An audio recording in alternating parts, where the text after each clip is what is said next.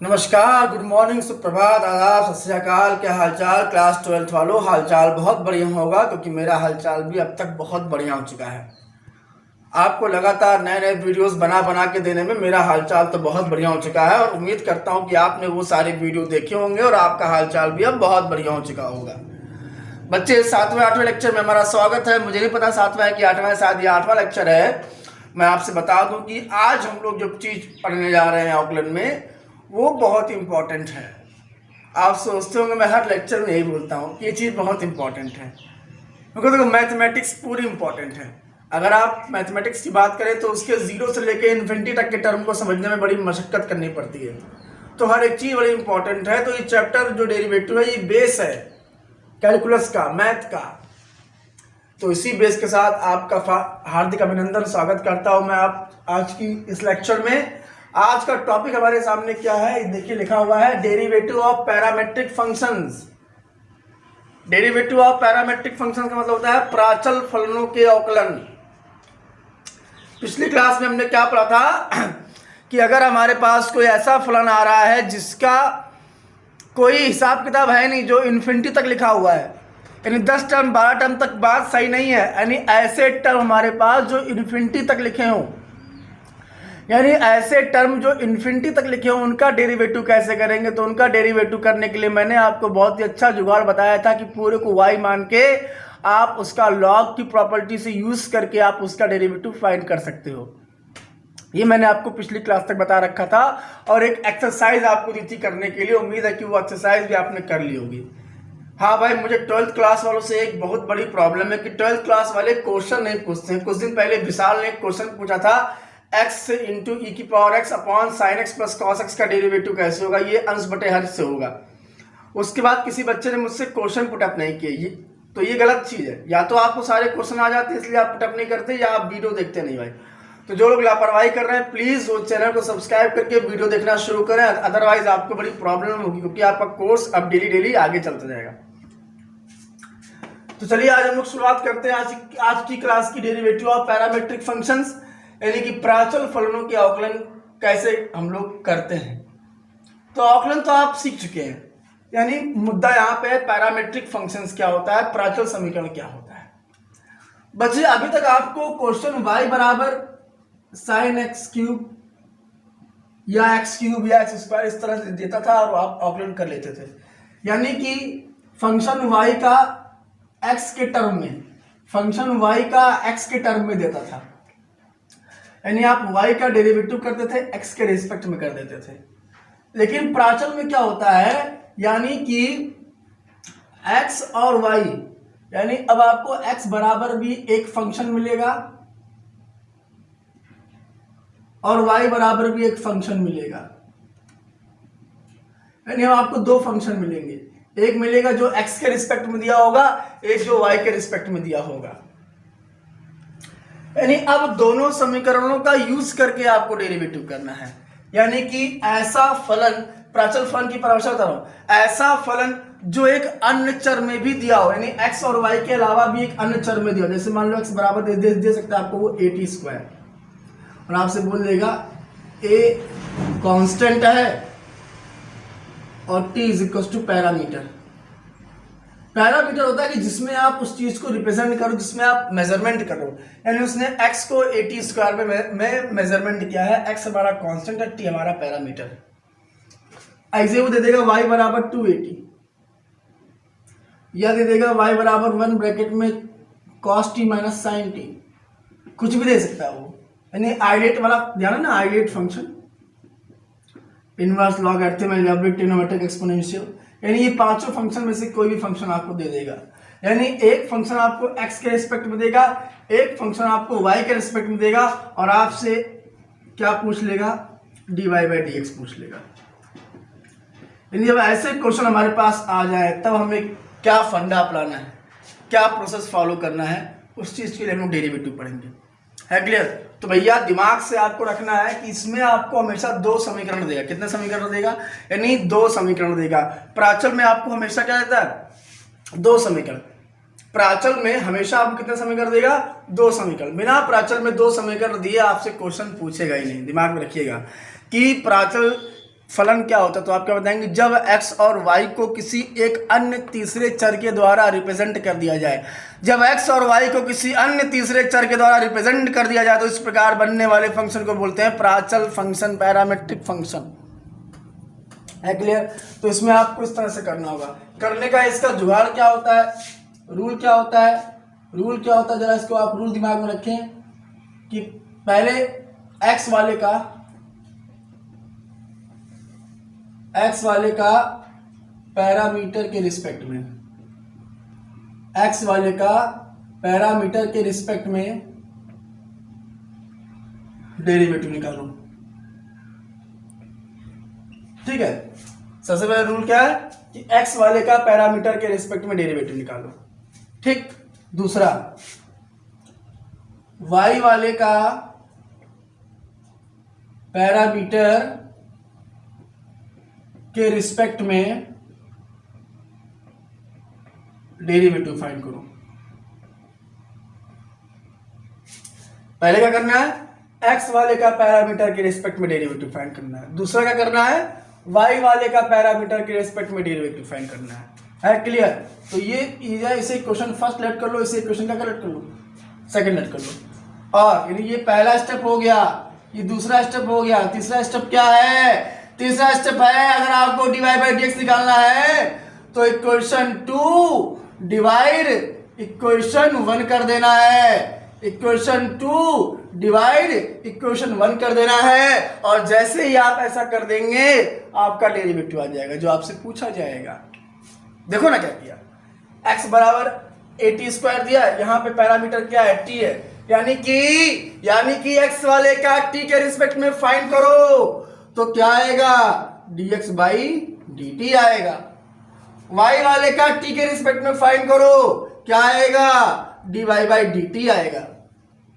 देखो ना, x वाले का t के रिस्पेक्ट में फाइंड करो, क्या आएगा, dx बाई dt आएगा। y वाले का t के रिस्पेक्ट में फाइंड करो, क्या आएगा, dy बाई dt आएगा। इसे इक्वेशन फर्स्ट लेट करना है, इसे इक्वेशन सेकंड लेट करना है। और जब अपना आंसर लिखेंगे तो क्या लिखेंगे, dy ओवर dx बराबर equation 2 divide equation 1।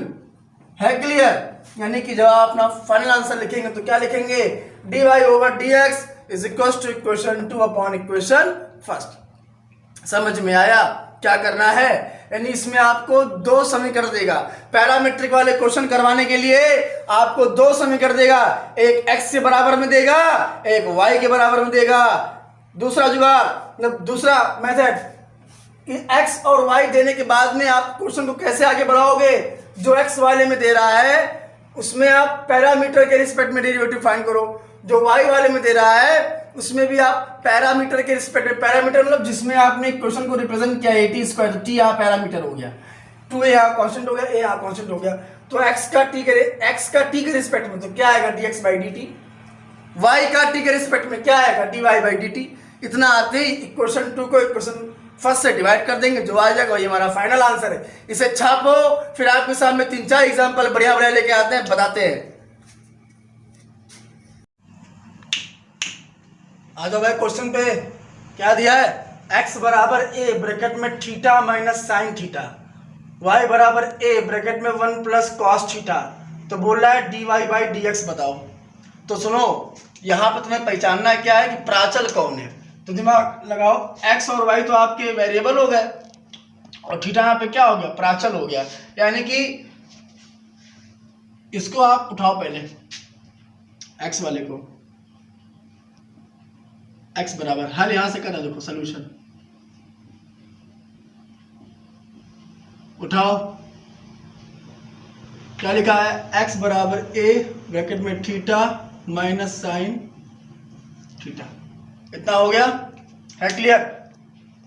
x variable है, थीटा प्राचल है, तो आकलन किसके रिस्पेक्ट में करना है, जो थीटा है, यानी जो प्राचल उसी के रिस्पेक्ट में। तो आप यहाँ क्या लिखेंगे, differentiation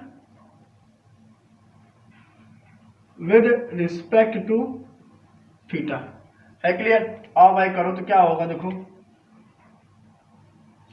D by d theta किसका, एक्स का, डी बाई डी थीटा किसका, ए ब्रैकेट में थीटा माइनस साइन थीटा का। है clear?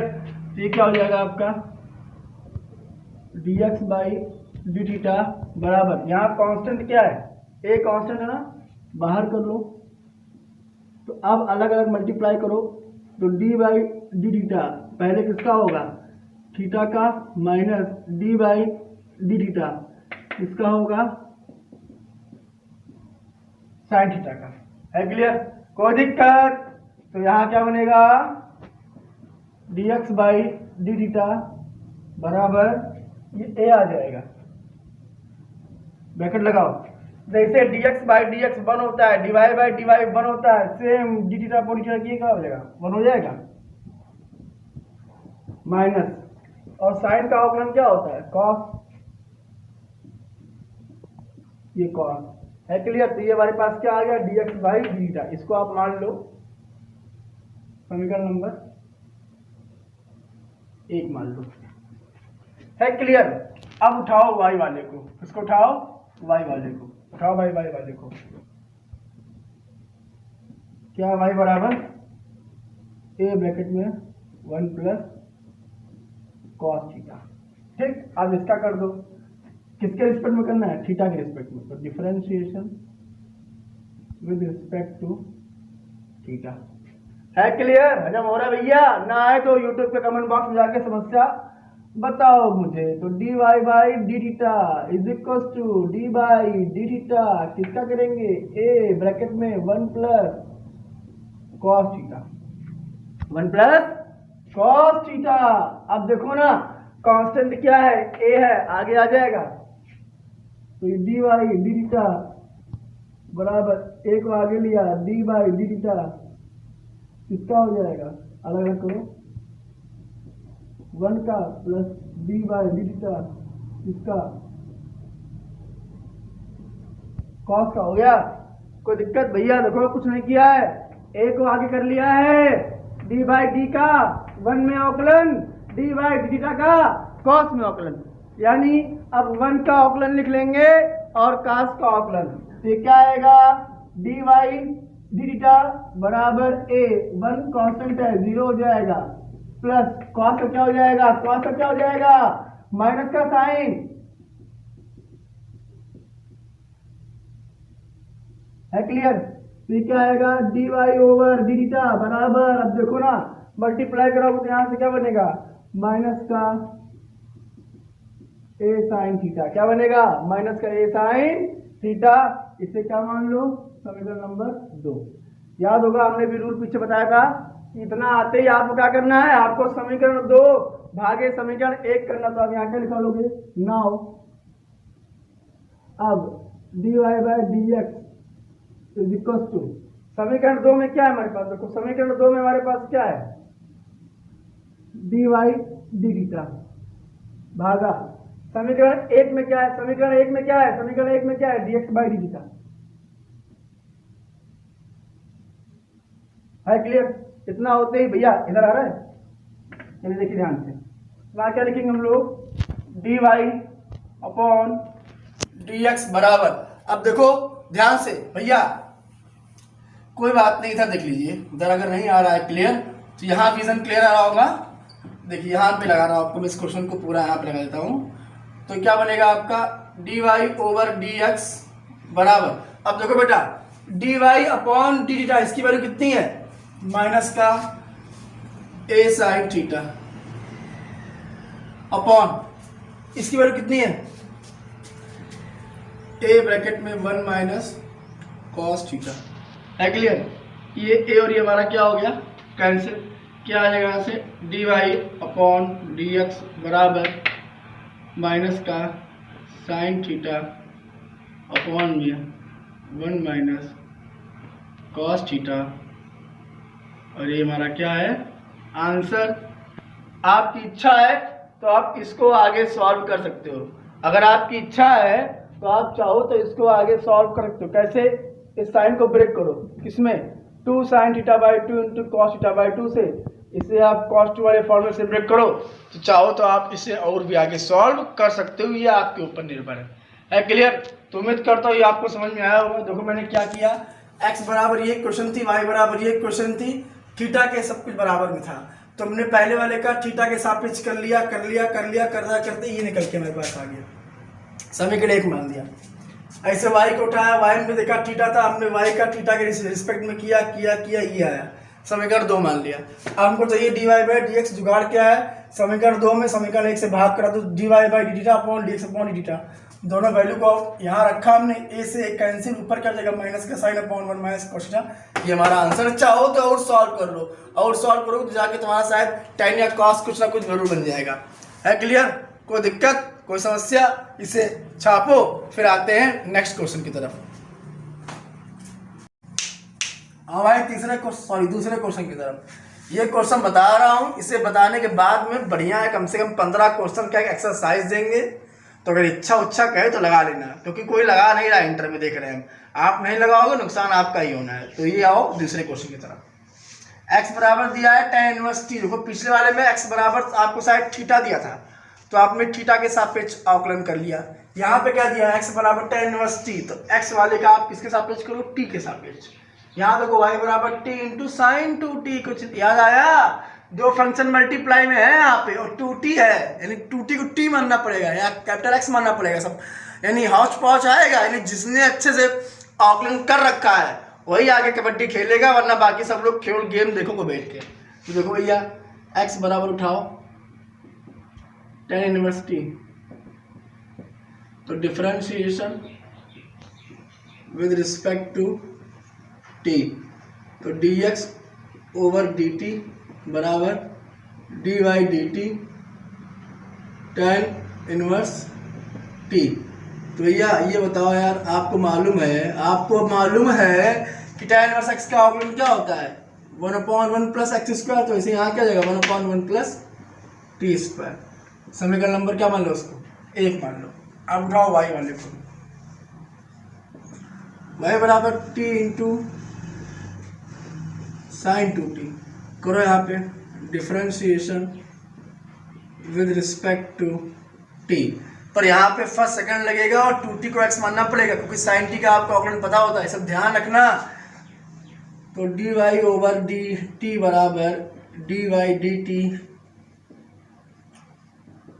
t into sine 2t, करो dy बाई dt, यहाँ क्या आएगा first, D by d x of second, तो साइन 2t क्या हो जाएगा cos 2t, जिसको माना उसका फिर से, तो 2t का फिर से करोगे तो क्या आ जाएगा 2।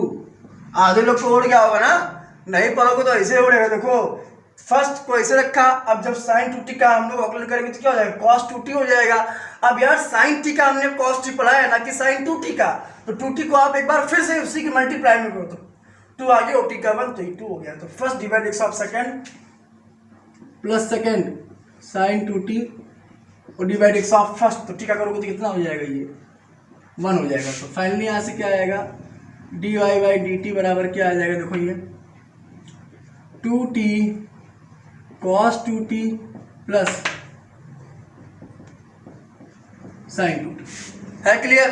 क्या आ गया, 2t cos 2t plus sign 2t। अब इसको मान लो आप समीकरण नंबर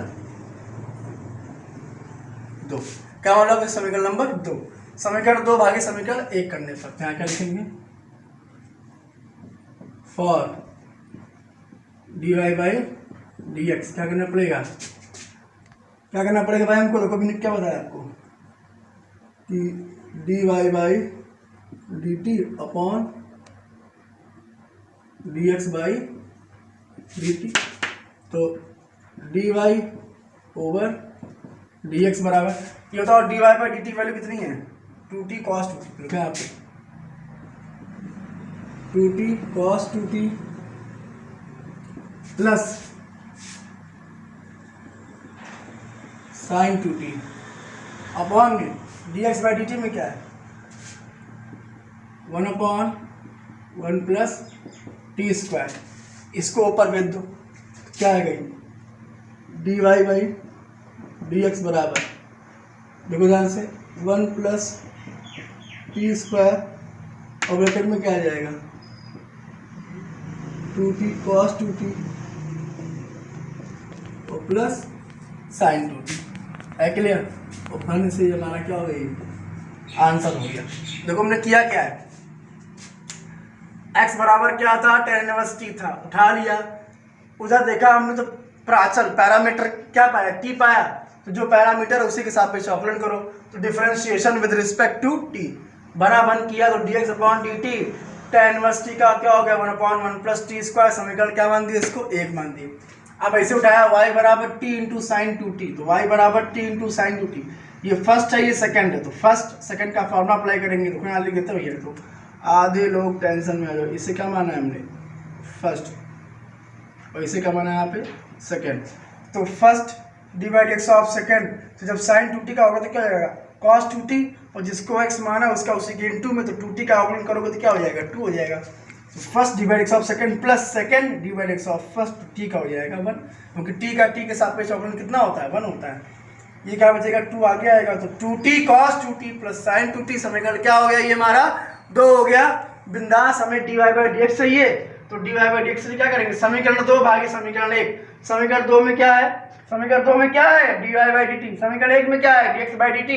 तो dy by dt upon dx by dt, dt से dt हमारा कैंसिल, मतलब वही उठा के आप वैल्यू पुट करो, 2t cos 2t plus sign 2t, 2t cos 2t plus sign 2t, dx by dt की वैल्यू कितनी है, 1/1 प्लस टी स्क्वायर। यहाँ चिपका दो, ये ऊपर जाएगा मल्टीप्लाई बनाएगा, ये हमारा आंसर होगा। है क्लियर? तो उम्मीद करता हूँ कि आज का बताया हुआ ये पैरामेट्रिक डिफरेंशिएशन आपको बहुत बढ़िया समझ में आया होगा। जिस भी स्टूडेंट को अभी भी कोई समस्या आ रही है डिफरेंशिएशन में, वो कतई भी शर्माए नहीं। 7007725756 पे मुझे कॉल करके व्हाट्सअप करके ज़रूर बताए, ताकि मैं अपने अध्यापन में और सुधार करके आपके लिए बेहतर से बेहतर वीडियो मैथ का बना सकूं। है क्लियर? इन्हीं सब शब्दों के साथ मिलते हैं नेक्स्ट क्लास में। तब तक के लिए नमस्कार, जय श्री राम।